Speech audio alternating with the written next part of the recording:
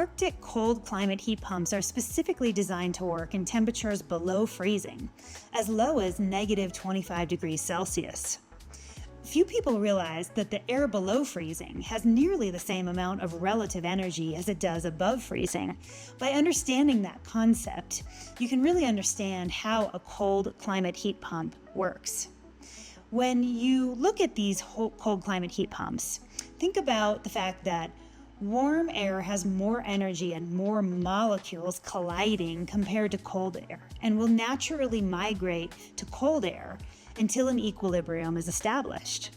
So, using a colder liquid such as Freon, which does not freeze until about negative 50 degrees, these Arctic cold climate heat pumps can use warmer air to transfer its energy to the colder Freon inside the heat pump.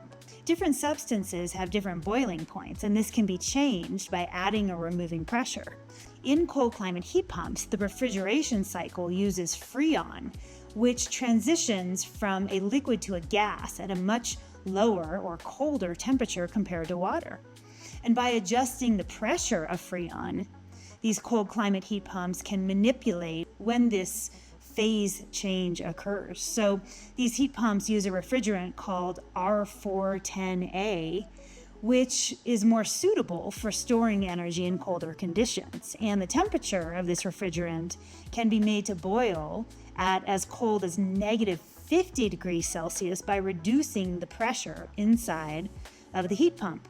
So the cold negative 50 Freon passes through a heat exchanger, and the warmer energy of the outside air, even if it's at negative 25 degrees Celsius, naturally moves from the colder Freon across the heat exchanger.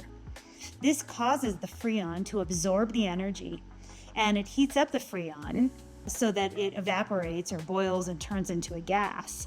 And the Freon gas is then brought to a compressor where it's compressed, causing it to greatly increase in temperature as its volume decreases.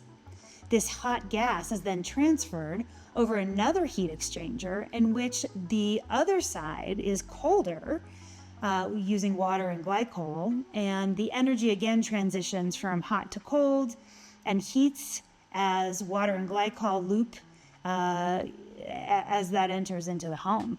The refrigerant loses its heat, causing it to cool back to a liquid, and the cycle begins again. So that's the basics of the refrigeration cycle in a cold climate heat pump. A heat pump is simply a means of transferring energy from one source to another.